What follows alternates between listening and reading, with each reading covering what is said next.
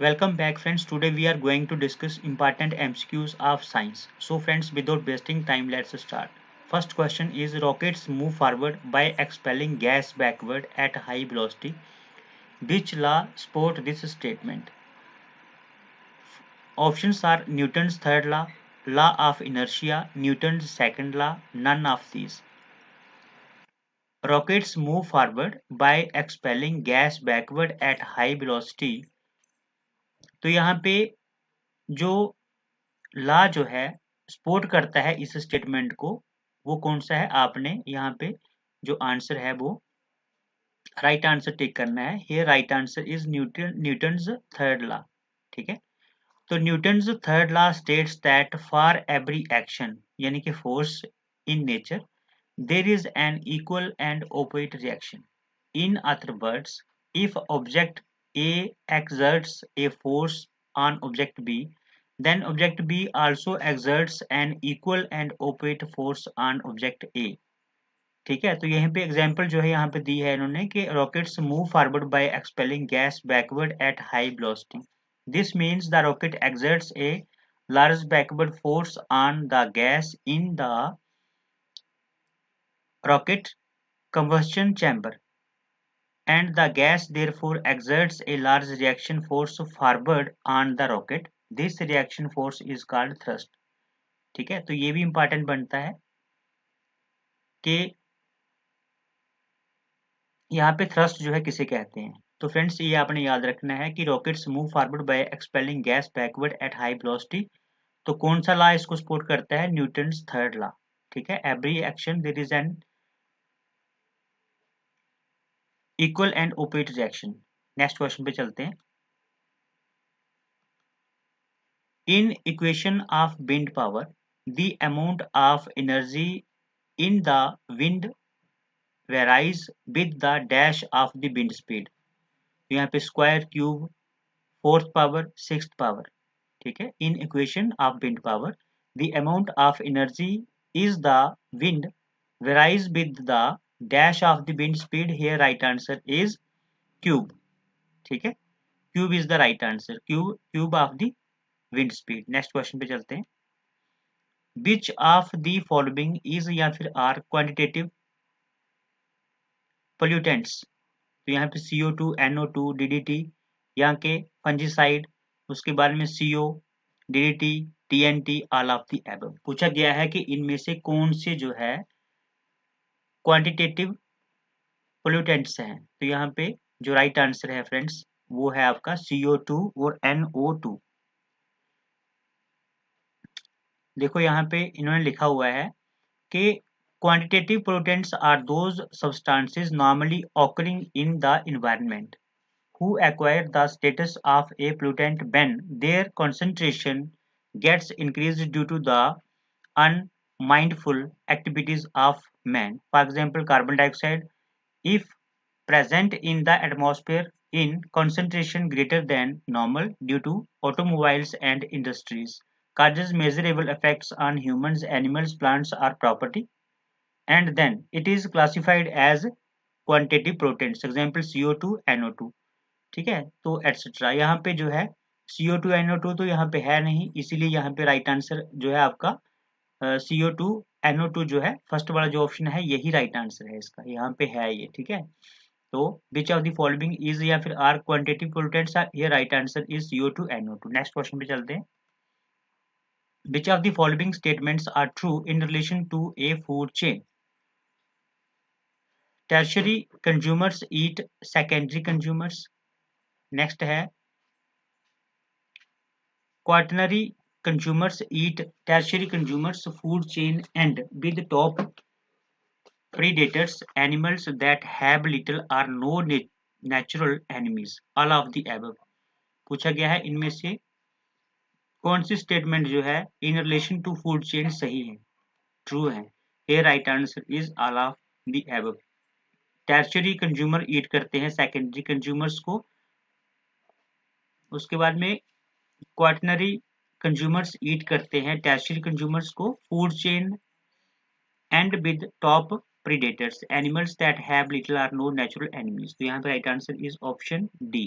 All of the above. Next question चलते हैं, which vitamin deficiency results in a state of poor night vision and growth on the white part of the eyes। बहुत important question है, which vitamin deficiency results in the state of poor night vision and growth on the white part of the eyes. Vitamin K, vitamin B7, vitamin C, vitamin A. I hope आपने answer tick कर लिया होगा, ये right answer is vitamin A.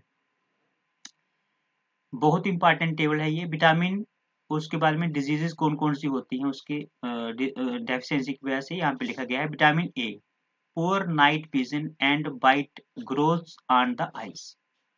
Vitamin B7, hair loss and a characteristic scaly red rash in the face and in the dental area। Next is vitamin C, weakness, anemia, gum disease and skin problems। देखो vitamin C की वजह से क्या होता है, weakness, anaemia, गम disease और skin problems. Vitamin के की वजह से क्या होता है, significant bleeding, poor bone development, उसके बाद में है osteoporosis and increased cardiovascular disease.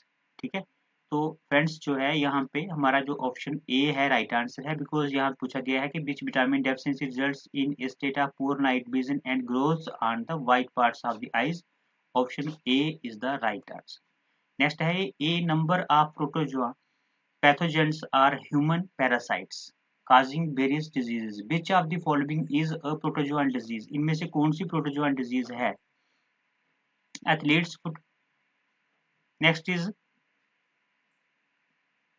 Cholera, next is malaria, chicken pox.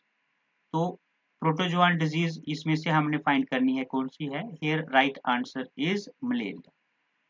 अभी यहाँ पे आते हैं malaria. Protozoa transmitted through the bite of an infected anopheles mosquito। next is cholera।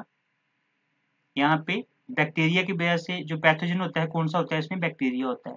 ठीक है, तो spread through contaminated water. Next is chicken pox, इसमें क्या होता है, वायरस होता है।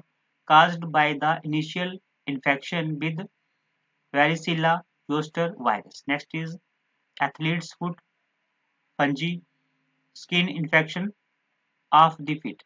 ठीक है, तो अभी जो है हम ये number of protozoan pathogens are human parasites causing various diseases। which of the following is the protozoan disease? Answer is malaria। next question, the iron pipes we use in our homes to carry water are galvanized to prevent rusting। which metal is used in galvanization? ये question, इसको most important mark करना friends. ये question जो है अगर हम बात करें तो मैक्सिमम एग्जाम में ये क्वेश्चन पूछा जाता है साइंस का। हालांकि क्वेश्चन जो है इजी है, कॉपर है, एल्युमिनियम है, उसके बाद में लीड है, जिंक है, तो किसका इस्तेमाल किया जाता है? देखो, the iron pipes we use in our homes to carry water are galvanised to prevent rusting. इनकी उसको जंग ना लग जाए, उससे बचाने के लिए उसको हम किस मेटल से जो है, किस मेटल का लेप करते हैं उसको। ठीक है, तो here right answer is zinc. ठीक है, तो जिंक का उसमें क्या किया जाता है, लेप किया जाता है। नेक्स्ट चलते हैं आगे। During digestion starch is partially transformed into maltose by the pancreatic or salivary enzymes। which enzyme converts starch into maltose? तो ये बोला कि डाइजेशन के दौरान क्या होता है कि starch is partially transformed into maltose by the pancreatic और सैलिवरी एंजाइम्स। ये जो सैलिवरी एंजाइम्स हैं या कि पैनक्रियाटिक, ये क्या करती हैं, उसको ट्रांसफॉर्म कर देती हैं किसमें, माल्टोज में। तो which enzyme converts starch into maltose? कौन सा एंजाइम है जो कि माल्टोज को किसमें, एंजाइम है जो कि कन्वर्ट करता है स्टार्च को किसमें, माल्टोज में। तो यहाँ पे diastase, next is invertase, next is zymase और माल्टेज। तो फ्रेंड्स हमने बताना है कौन सा एंजाइम है। Right answer is diastase. Diastase is the right answer. ठीक है, next question, all the metals exist in the soil state at normal temperature except dash which exist in the liquid state at normal temperature. Mercury, chromium, nickel, tin. तो ये बोल रहा है कि all the metals exist in the solid state at normal temperature.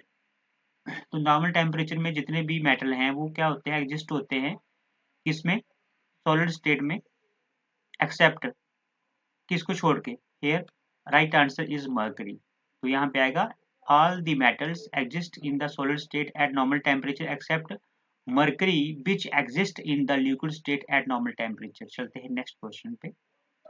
Question number, यहाँ पे next question है, acceleration is the name we give to any process where the velocity changes. जो एक्सेलरेशन है वो नाम है जिसको हम देते हैं उस प्रोसेस को जिसमें क्या होता है कि वेलोसिटी जो है वो चेंज होती है. Which of the following situations are possible with respect to these two quantities. First है a football with constant acceleration but zero velocity. B is a dust particle moving in a certain direction with an acceleration in the perpendicular direction. Next is a stone tied in a string moving in circular path get accelerated even though the speed is constant. All of the above situations are possible. तो यहाँ पे जो है आई hope आपने answer tick कर लिया होगा. तो यहाँ पे all of the above situations are possible. Acceleration is the name we give to any process where the velocity changes. Which of the following situation are possible with respect to these two quantities. तो यहाँ पे all of the above situations are possible because football with constant acceleration but zero velocity, a dust particle moving in a certain direction with an acceleration in the perpendicular direction, a stone tied in the string moving in circular path get accelerated even though the speed is constant. तो यहाँ पे all of the above situation is the right answer. So friends ये थे आज के important MCQs का set number 1.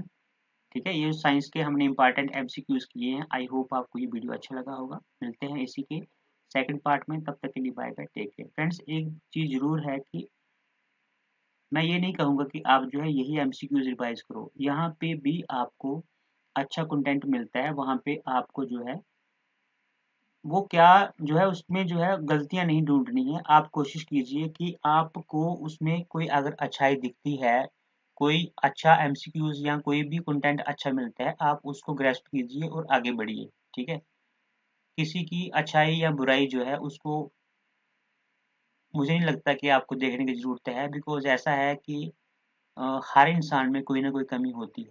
ठीक है, तो आपको उसमें अच्छाई देखनी है, आपको अच्छाई को पकड़ना है और आगे बढ़ना है. जिंदगी में हमेशा यही बात याद रखो कि अगर किसी में कोई अच्छाई है तो उसको आप ले लो.